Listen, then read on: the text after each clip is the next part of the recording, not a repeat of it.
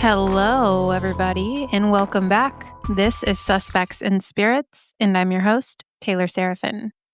I hope you guys have enjoyed the last few episodes. I hope you enjoyed the bonus episode. It seems like you guys have been enjoying the paranormal ones. When I first started this, the paranormals were not hitting as hard as the true crime, which is understandable. Like, not everybody's into those stories. So the true crime was definitely getting like more listens than the paranormal episodes were. And now it seems like they're kind of neck and neck, which is cool. The same people listening to true crime are listening to paranormal, or I got more paranormal listeners. Either way, I love to see it. So thank you for showing love to those episodes as well. Those are more fun for me to do. Not that the backstory is always that fun. You know, this is a true crime paranormal podcast. Like, it's not going to be rainbows and daisies over here. It's going to be tough stuff. But that being said, the paranormal ones are a bit more lighthearted than these ones. And today, unfortunately, I have a really rough episode that we are going to be getting into. Today's episode comes with a very strong trigger warning. This story involves child victims and sexual violence. And I won't dwell on any graphic details, but these themes are present. So just wanted to let you know. And if you read the title and you know this story, you may already know what's coming. This story definitely validates my feelings about sleepovers. And while a lot of people like to say and like to think, oh, that could never happen to me, you never know. You don't know people. Okay. It's very important to understand we don't know anyone. Anything could happen. And it's very important to know who your kids are hanging out with. You got to know their parents. It's imperative to their safety. This story haunts me ever since it broke. I remember stumbling across an article about it and I was like, holy shit. How does something like that happen? So today we are going to get into how it happened, who's responsible, and sadly, how it could have been prevented. This is the devastating story of the Henryetta Slumber Party Massacre. On April 29th, 2023, Ivy Webster, who was 14 at the time, and Brittany Brewer, who was 16, attended a sleepover at their friend Tiffany's house, who was 13. What should have been a night of fun and laughter and movies and teenage girl gossip soon turned into a night of horror and every parent's worst nightmare. Tiffany was the daughter of Holly Guest McFadden, a trusted community member and someone that the children's parents knew pretty well and they were comfortable with. What they didn't know, though, was that Holly was married to a monster. Ivy and Brittany's families had expected them home Sunday evening by about 5 p.m. But when 5 p.m. rolled around and the girls didn't come home, Ivy's parents filed a missing persons report, and so did Brittany's father, Nathan Brewer. Now, when I first heard this detail in the story, and you might be thinking the same thing, I thought, why an Amber Alert? Like, why not a direct visit? Just go to the house where the sleepover was happening and check on your kids. Well, as it would turn out, the girls notified their parents a little earlier on that they were in a neighboring county called McAllister. So the parents really didn't know if they were at the home. And then they had also stopped responding to any calls or text messages. So their families didn't know where they were or if they were in danger. They only had a last known phone ping and a text that sounded somewhat suspicious to them. At that point, neither of the parents nor the authorities had real-time location or confirmation of their safety. So this was official protocol for missing minors. An Amber Alert is designed for precisely these scenarios. When minors are missing and potentially abducted or endangered, it enlists the public along with law enforcement to broadcast critical details quickly and establish a wide-reaching search effort. And then the other thing was just the safety concerns and the legality of it all. Because while the parents were made aware by their children that day that they were going to be out and about with Tiffany's stepdad, Jesse, they had no idea that their children had been left with a convicted sex offender. Jesse had quite the record, and once the Amber Alert went out, they immediately saw who they were dealing with and became very, very concerned, as any of us would. So the Amber Alert was issued Monday morning after the girls were last seen traveling with Jesse McFadden around 1:30 a.m. on Sunday. They didn't really know him personally at all, and to hear that they were last seen traveling with him late into the night/early morning, they were immediately concerned. So, in summary, the parents did the right thing. They reported their daughters missing and activated the Amber Alert system, which brought law enforcement into action swiftly. And in cases like this, we love to hear that swift action was taken. But as we know by the title, and because this is true crime, we know that this swift action just simply was not swift enough. Because the next morning, authorities had gone to the McFadden property in search of the children, and they ended up finding 7 bodies. Of those discovered were Tiffany, Jesse's stepdaughter, Ivy and Brittany, who were there for a sleepover, Holly, his wife, and her 2 other children, Riley and Michael, with the 7th body being Jesse himself. The scene was horrific. Ivy and Brittany had been sexually assaulted and shot in the head. The other victims had all been shot once in the head as well, with the exception of Tiffany, Jesse's stepdaughter, who was shot twice, and Holly, who was shot 3 times. Jesse then decided to turn the gun on himself. And the worst part is that all of this could have been avoided because, as we will find out, Holly knew exactly who she married. Whether or not she knew he was capable of something like this is irrelevant. She let a predator into her home. And the legal systems in place for offenders like Jesse had just completely failed all of these children. Now, as I just mentioned, Holly was well aware of who she married. As it would turn out, Holly had actually married Jesse McFadden while he was still in prison, serving time for the rape of a teenage girl. His criminal history was public, and he was listed on the Oklahoma Sex Offender Registry. And this guy, Jesse McFadden, the danger didn't stop with his prior conviction because while behind bars, he was still doing shady, disgusting shit. In 2016, while incarcerated, he was caught soliciting explicit images from a 16-year-old girl using a contraband phone. He was later indicted for child pornography and solicitation of a minor. Those charges were actually still pending when he was released in 2020. This is just like overall, this whole story is awful and sad. It could have been entirely avoided. You have to remember that as a parent, everything you do affects your children. Holly was responsible for little human lives, and she did something so detrimental to their lives and futures. And who knows? Jesse, was he assaulting the stepchildren without her knowledge? You just don't know. He was a convicted rapist. He liked teenage girls. She had a teenage daughter. This is why they need to stop letting sex offenders out of prison. You deserve to rot in there and pay for what you have done, and I will die on that hill.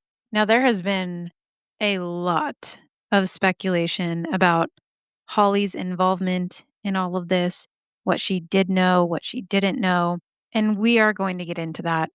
But first, I need to tell you that there was somebody who was trying to stop Jesse McFadden during this whole mess.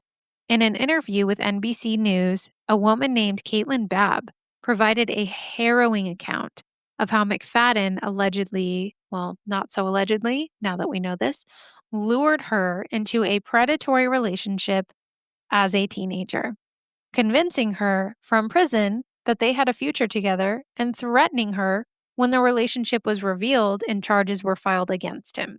Jesse later on actually messaged this girl, Caitlin, basically blaming her for his current situation because she was set to testify against McFadden in a child sex abuse trial that was scheduled to begin the same day the bodies were found at his property.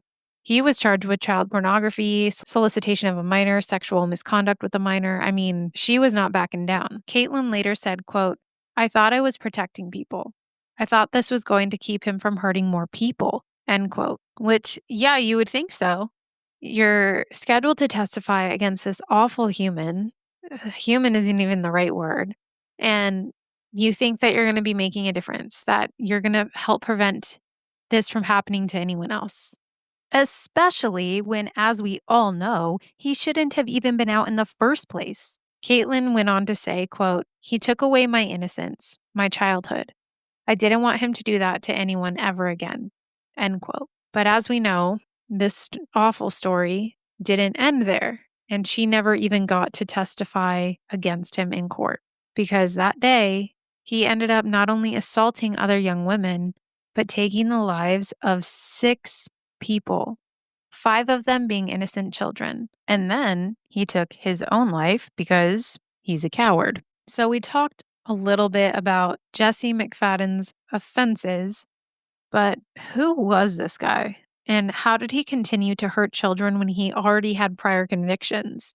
I didn't really want to dwell too much on his backstory because, frankly, I don't think he deserves the limelight, but I will get into his convictions and how exactly he got out. So, as we know, Jesse was convicted in 2003 of first-degree rape, and he received a 20-year sentence. But, as happens far too often, and it shouldn't, he got an early release.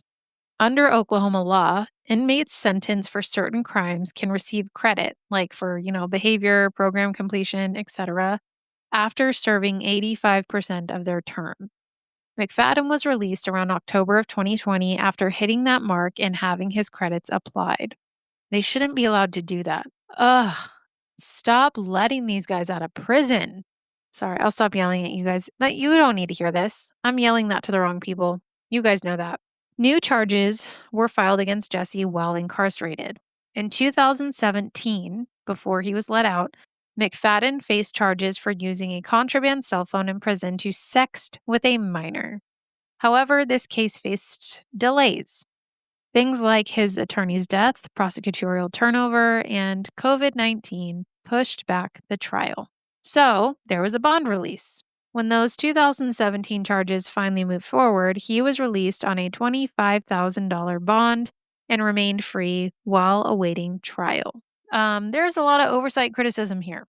Legal experts and community members have criticized this decision, as do I, arguing that someone with his history and pending charges should have been held without bond rather than allowed back on the streets. 100% agree. Yes, stop letting these creeps out on bonds. McFadden then married Holly in 2022 and lived with her and her 3 children. From what I have found, there were some reports saying that he was actually very controlling and manipulative, which I'm not surprised, and that he isolated Holly from her family. And as we know, a lot of cases of abuse are wildly underreported. So, there is that possibility of why she just didn't leave. And a year later, 2023, is when this preventable nightmare occurred. Now, additionally, Jesse McFadden had been known to use social media in a deeply deceptive way. He actually created and maintained multiple fake accounts, including a fabricated Facebook profile impersonating one of his victims, which is just so fucking insane to me. And as it turns out, this false identity was used to claim that the victim had consented to the original assault, an effort to manipulate Holly, his wife, and others into believing he was innocent. So he created a fake account of his victim and sent messages back and forth, apparently, between the two of them, making it seem like this victim consented and that he was just falsely accused, which is so gross. What a creep. Jesse was also known to use aliases such as Jesse James online. That's original. Great job, buddy. You think of that all on your own? This allowed him to mask his identity as a convicted sex offender. So many in the community only knew him as Holly's husband, Jesse, and they were unaware of his full criminal record, in part due to these online deceptions. This is why I'm not above getting a BIN verified account. I'm not above it at all. I want to know who's around my kids and who's around me. I don't trust nobody. So we know that Jesse had fake profiles. We know that he manipulated his wife and that he lived with her and her children. And one of those innocent children wanted to have a sleepover. And this is where we get into a pretty disturbing sequence of events. As of April of this year, 2025, there have been some updates in the case. So I'm going to include those in this sequence of events. The information that I'm about to share with you guys comes from news9.com, and it is actually a documented recording from an OSBI agent, Kevin Lanham. I think I'm saying his name right. I'm sorry if I'm not. Between Kevin Lanham and Ivy's parents, Ashley and Justin Webster, and then their grandmother, Shannon Boykin. Lanham lays out all of the evidence the OSBI collected and the conclusions their investigation came to. Boykin, the grandmother, said that she recorded the conversation because she was able to refer to it if she forgot any details, which makes sense because during traumatic events, it's common to forget things. So News 9 actually obtained this recording and the official transcript from Boykin's attorney, Cameron Spaulding. In this recording, we are given a much more thorough and detailed description and understanding of what exactly took place the weekend that this massacre occurred. This is the timeline leading up to the murders. On Tuesday, April 26th, 2023, Jesse McFadden purchased cables and locks from Walmart. Lanham is quoted saying, "Those items were later found in the house of McFadden. Those locks and cables recovered were consistent with being used as restraints." And if you guys look in the video footage, only if you're willing to, you definitely don't look it up if you don't want to because it's awful. It is a house of horrors. There are actual bolts and cables drilled into the ground in this home. There are sex toys everywhere. There's drugs, there's syringes, there's drugged candy. I mean, it's disgusting. So that's what he is referring to when he talks about locks and cables and restraints. McFadden had actually drilled these into the ground, and there were chains. They weren't just in the bedroom, they were in the kitchen as well. So it's very unlikely that Holly didn't see these things. On Friday, April 28th, 2023, a text message was sent from Holly McFadden's phone to Tiffany Guess and Riley Allen, her children, saying that Jesse would begin to teach them about sexual education, and she encouraged Tiffany to assist Riley because she was, quote, further along in this, end quote. Remember, Tiffany is 13. She is Riley's younger sister. Lanham said that this, coupled with some very explicit videos of Jesse and Tiffany found on Jesse's phone, led investigators to believe Tiffany was being groomed by Jesse. And that is exactly what I thought when I was researching this case and when it first came out. I mean, when I heard about his track record and the things that he had been convicted of, and then the things he was doing from prison, and then he goes on to marry a woman with 2 teenage daughters and a teenage son, yeah, I'm disgusted and unfortunately not surprised to hear that he was grooming one of the children. Lanham is quoted saying, "For that reason, I believe he's been abusing Tiffany for a while and was getting ready to start with the other one." End quote. So it is believed that he was abusing Tiffany and was going to start abusing Riley as well. It's just so sad and so disgusting. And the fact that Holly messaged Tiffany to tell her that her husband was going to start teaching them about sex education, that's, to me, that tells you all you need to know about Holly. So when I first started researching this case, I was like, well, I kind of feel bad for Holly because maybe she was being abused, maybe she was being manipulated. After I found out these updates, all of that went away. I was like, no, I don't feel sorry for her anymore because what the fuck? What are you doing? What do you mean your husband, who's a convicted rapist and has sex toys all around the house and restraints, is going to be teaching your teenage girls about sex education? Absolutely no way in hell. No, that's gross. It's vile. And I no longer feel sorry for Holly. I still stand by the fact that I don't think she deserved to lose her life. Murder is not the answer, ever. And by that, I mean, I don't think Jesse should have murdered Holly. I definitely feel as though these parents should have been left alone in a room with these 2 people. People, again, isn't even the right word. These aren't even people. Monsters. Who allows that to happen to their child and who does that to a child? It's just so no, she didn't deserve to be murdered, but I mean, also, who's to say that if they got arrested for this, that they wouldn't just go right back to doing it again because Jesse had already gotten out of prison? Stop letting sex offenders out of prison. But I'm so disgusted with this mother. Like, as a mother, I cannot, ugh, I can't. Anyways, back to the timeline. Then on Saturday, April 29th, 2023, a few things happened within the timeline. It was recovered from searches that Jesse was researching handcuffs and sex shop locations, as well as Googling how to get drunk anally. Yeah. At 1:11 p.m., Jesse, Ivy, Tiffany, and Brittany went to Woodland Hills Mall in Tulsa.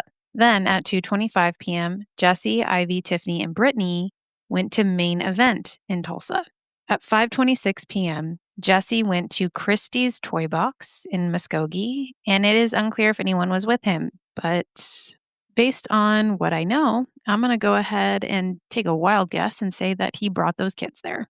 And Christie's Toy Box is exactly what it sounds like. So if you were thinking it is a adult shop, it is. Then by Saturday evening, Brittany returned home to get a swimsuit. So she did come home Saturday evening before they all spent the night. And Ivy sent a Snapchat with her face in it to her mom. So Saturday evening, parents thought all was well, everything's good. But on Sunday, April 30th, 2023, at 2:46 a.m., Brittany's phone connects to the internet at Walmart. Investigators discovered that McFadden had been communicating with a woman on a sugar daddy website and was planning to meet up with her. Lanham is quoted saying, he thought that they were going to meet at the Walmart in Henryetta early that morning. She didn't show, but he was driving around with Brittany Brewer's phone, end quote. So it's unclear if Brittany was with him at this time when he went to meet this woman, but he, at the very least, had Brittany's phone with him, which is chilling and odd. Why would you just bring the teenager's phone with you? I don't know. That's why I feel like she was maybe with him. At 4:59 a.m., McFadden returned home and Brittany's phone stopped communicating with cell towers. At 10:07 a.m., Ivy's mom received a text message from her phone saying that the group was heading to McAllister and would be back around 5 p.m. So at this time, Ivy's mom has no reason to be concerned. She thinks that the kids are all with Holly, they're all together, and they're going to go to McAllister and they would be back. From 2:15 p.m. to 4:10 p.m., McFadden and Tiffany met with McFadden's attorney in Adair County. So that means Tiffany was still alive Sunday afternoon. And at 5:11 p.m., McFadden actually called Ivy's mother and stated everyone was still in McAllister. So this kind of lays out a little more information for us about why the parents didn't exactly know where their kids were and that they didn't really know where they were going or who they were with, just that they were going to McAllister. So these parents hear from the adult in the situation, Holly's husband, which again, they didn't know his background. I don't even think that they knew they were going to be with Jesse. They thought that they were going to be with Holly. But Jesse calls them and says, hey, we're still in McAllister, no big deal. We'll be back later. But the next day, hours before McFadden was set to appear in court, and shortly after Oklahoma Highway Patrol issued an Amber Alert for Ivy and Brittany, the bodies were discovered on the Henryetta property. So why did they choose to release all of this information now? Boykin, the grandmother, said that she wants to share all of these details in hopes of raising awareness for stricter laws against convicted sex offenders like McFadden. She's quoted saying, until these laws are changed, and it is a one and done situation, it's going to keep happening again. And the grandma, you are completely correct. I stand with the grandma. Don't let them out. Convict them and keep them behind bars. Boykin goes on to say that the family still feels the pain of their loss every day. She says, quote, in my opinion, I don't think that we've actually even started the grieving process, end quote. Boykin says that she wants Ivy to be remembered for the loving, caring person she was.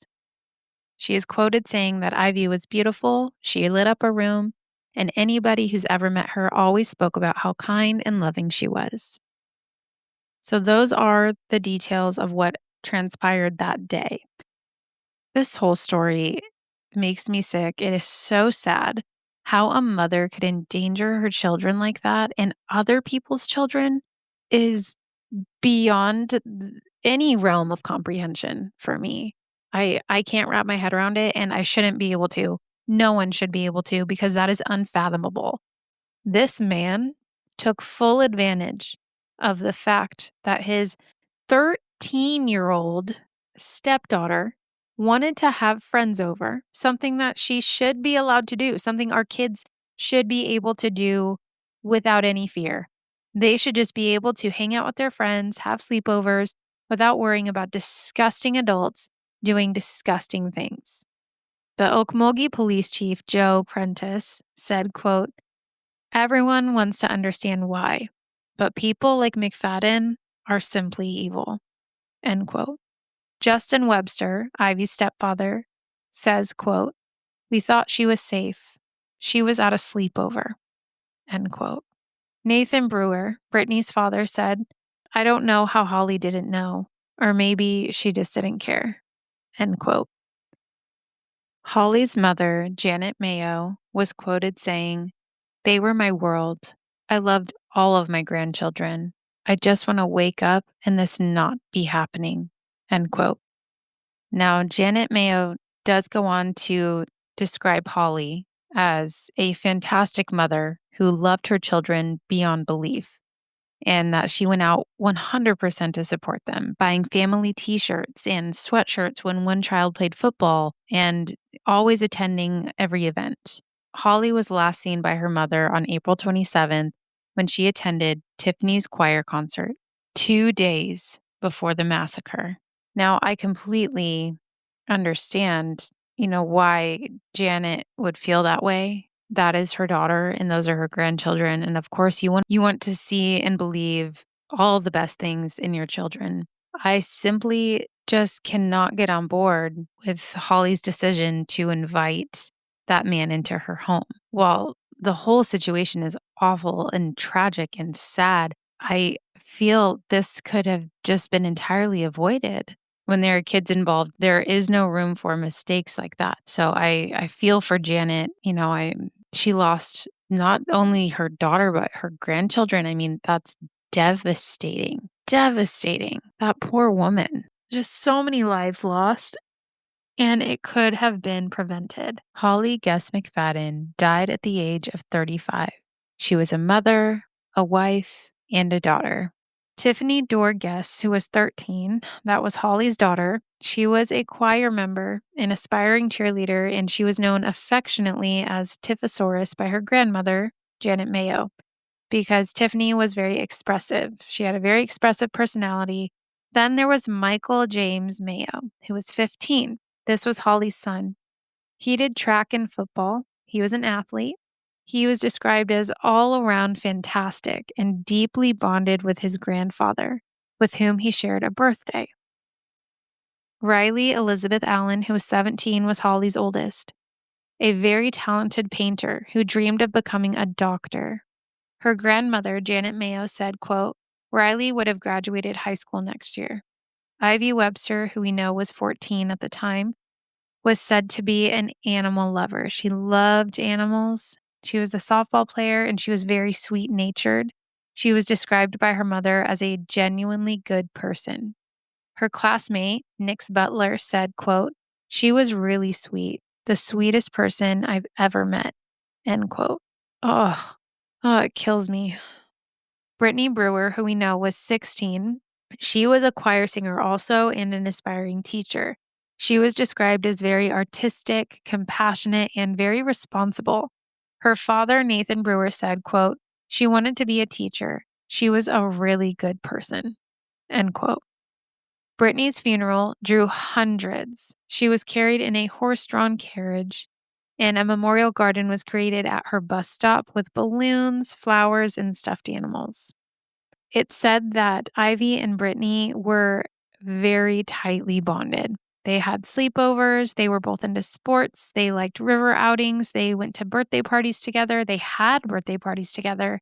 Ivy and Brittany actually celebrated a Hawaiian-themed birthday just days before they died. Ivy Webster had a celebration of life that was held at the Webster family home in Henryetta on Saturday, May 6, 2023. Hundreds of people from the community gathered to pay their respects, according to local reports. For both of these girls, hundreds of people attended the service. It was friends, church members, local supporters that came together, and the Associated Press reported that Brittany's father spoke at the vigil in Henryetta. He said, quote, "It's just a parent's worst nightmare, and I'm living it," end quote. Oh, I know. This is such a rough story, but it is very important. I think it just reminds us that we have to be very careful who we allow our children around and to be more vigilant about what's going on in their lives, who they're hanging out with, and not be afraid to say no to a sleepover, or don't be worried about looking like the crazy parent. It's okay. The worst that'll happen is maybe your kid gets mad at you because they can't go to a sleepover. Details about the funeral or memorials for the other victims, Holly and her children, Riley, Allen, Michael Mayo, and Tiffany Guess, haven't been detailed in major media coverage, but it is likely that the family chose more private arrangements for such personal losses. I wish I had more information about Michael. I feel like throughout the story, we talk a lot about Tiffany and Ivy and Brittany, because those are the ones we know the most about within the timeline of these events. But Michael was an innocent bystander in all of this as well. And Riley, I mean, they were just a part of this family and ultimately lost their lives because their stepfather was a disgusting pig. So while I don't have as much information about Michael and Riley, I want to pay my respects to them because they none of these kids should have been involved in this. Each victim held distinct hopes and talents. Riley, an artist and doctor in the making, Michael and Tiffany, athletic and creative teens, Ivy, a gentle animal lover, and Brittany, an outgoing, kid-loving, future pageant queen and aspiring teacher. This story makes us question, how did a man with such a violent criminal past, pending sex crime charges, and known manipulative behaviors gain access to young children? The justice system allowed early release despite serious pending charges. The community lacked visibility into who Jesse McFadden really was, and there was social trust. The social trust really played a big factor here.